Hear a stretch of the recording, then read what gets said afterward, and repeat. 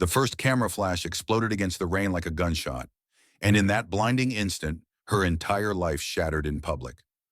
Headlines were already forming somewhere in the glow of newsroom screens, but right now all she knew was the panic clawing up her throat as she ran, heels slipping on wet concrete, breath breaking apart with every step. She was the CEO's daughter, raised in glass towers and guarded silence. Yet in this moment, she was just a terrified young woman trying to disappear.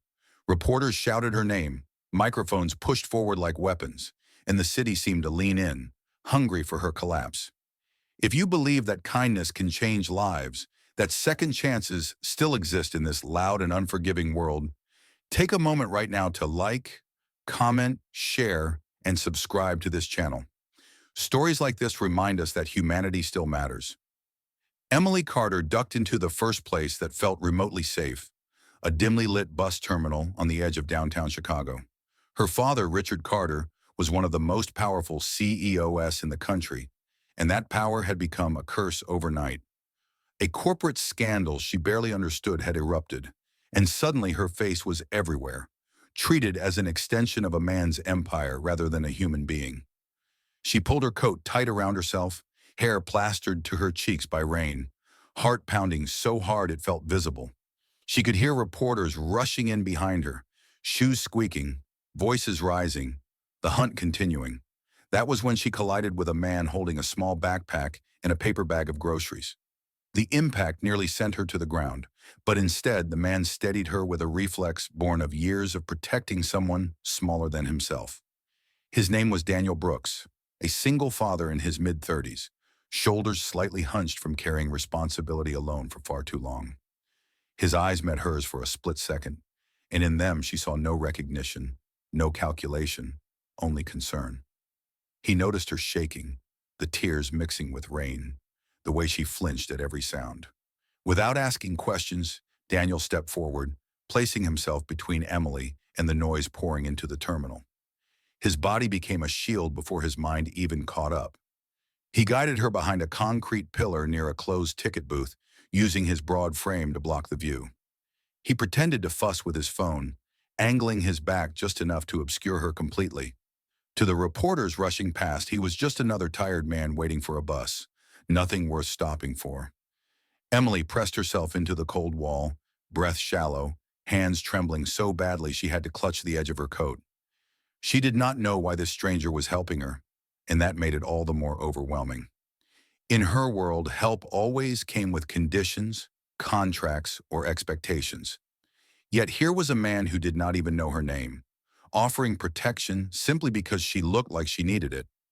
Daniel's life had taught him what fear looked like. After his wife, Sarah, died in a drunk driving accident 4 years earlier, fear had moved into his home and never quite left. Fear of losing his daughter, Lily. Fear of failing her. Fear of a world that did not slow down for grief. He worked 2 jobs, one as a maintenance supervisor at a public school and another driving for a delivery service at night. His hands were rough, his eyes tired, but his heart had been reshaped by loss into something fiercely empathetic. As the reporters searched the terminal, Daniel stayed still, calm on the outside, alert on the inside. He listened to their footsteps fade, one by one, until the air felt less sharp. Only then did he shift slightly, enough to let Emily breathe easier. She realized tears were streaming down her face uncontrollably, years of pressure breaking loose. She slid down to sit on the floor, knees pulled to her chest, the polished image of a CEO's daughter stripped away completely. Time slowed in that small, hidden space. The rain continued outside, tapping against the terminal windows like a quiet reminder that the world was still moving. Daniel remained nearby, not crowding her, not asking questions. He reached into his grocery bag and placed a folded napkin and a bottle of water on the ledge beside her. Small gestures that felt enormous. Emily stared at them as if they were proof that she was not invisible, not alone. Eventually, she found enough strength to stand. Her eyes were red, her face blotchy, but something in her posture had shifted. For the first time since the scandal broke, she felt safe, even if only temporarily. Daniel glanced at the departure board, realizing his bus home would be delayed. Lily would be waiting with her neighbor, probably doing homework at the kitchen table where Sarah's picture still stood. He sighed softly, then noticed Emily's hesitation, the way she kept glancing toward the entrance, bracing for another attack. The bus terminal emptied gradually, and with each passing minute, Emily's breathing steadied. She had spent her life surrounded by people yet had never felt more isolated than she had these past days. Her friends avoided her, unsure of what to say. Her father was locked in crisis meetings, distant and hardened. The world had decided who she was without ever asking her. But this stranger, with tired eyes and no idea of her identity, had chosen to see her as someone worth protecting. Daniel finally moved, gesturing toward the exit on the opposite side of the terminal where the reporters had entered. He waited until the coast was clear, then walked ahead slightly, scanning the street with the vigilance of a man used to watching for danger.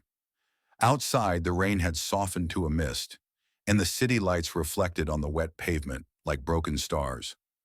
Emily followed, heart still racing, but no longer collapsing in on itself. They walked a few blocks together in silence, the kind of silence that feels safe rather than awkward. Emily noticed the way Daniel's shoulders relaxed with each step away from the terminal, the way he kept glancing back to make sure she was still there. She realized that protection did not always look like security teams in armored cars. Sometimes it looked like a grocery bag, worn sneakers, and a man who understood fear too well to ignore it in someone else.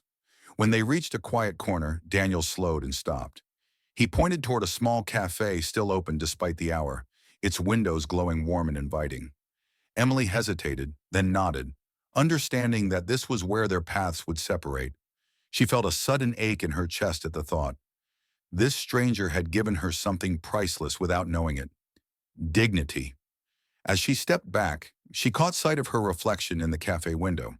For the first time, she did not see a headline or a symbol of privilege. She saw a woman who had survived something terrifying and had been helped by someone with nothing to gain. That realization settled deep in her soul, planting a seed that would change her forever.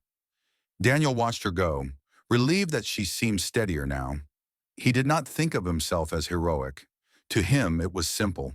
He had seen someone in trouble and had done what he hoped someone would do for Lily if she ever needed it. He turned and headed toward the bus stop, unaware that his quiet act of kindness would ripple far beyond that rainy night. Days later, as Daniel folded laundry in his small apartment, the news played softly in the background. Emily's face appeared on the screen, no longer fleeing, no longer hunted. She spoke about privacy, about humanity, about the damage of reducing people to stories. She mentioned an unnamed stranger who had helped her when the world felt hostile. Daniel froze, the weight of her words pressing into him unexpectedly. Lily looked up from her coloring book, sensing the shift, and smiled. Emily, meanwhile, sat in her father's penthouse, the city stretching endlessly beyond the windows. She felt different now, grounded in a way she never had before. The shield of privilege she had relied on all her life suddenly felt fragile, almost embarrassing. She began volunteering quietly, avoiding publicity, drawn to places where people struggled unseen. In her heart, she carried the image of a tired single father who had reminded her what real strength looked like. As weeks passed, the scandal faded, but the lesson remained. Two lives from opposite ends of society had intersected for a brief moment, altering both in ways neither could fully measure. Emily learned that compassion does not require recognition. Daniel learned that his everyday decency mattered more than he ever realized. If this story touched your heart, if it reminded you of the power of small, selfless actions, please take a moment now to like, share, and subscribe. Your support helps keep stories of hope and humanity alive. Before this story ends, we have one special request. Please comment below and tell us if you believe that one act of kindness can truly change a life. Your words might inspire someone who desperately needs it today. On a rainy night in Chicago, a CEO's daughter stopped running, and a single dad stood still. In that quiet space between fear and safety, the world softened just enough for grace to slip through. And sometimes that is all it takes to remind us that behind every headline and every tired face, there is a human heart waiting to be seen.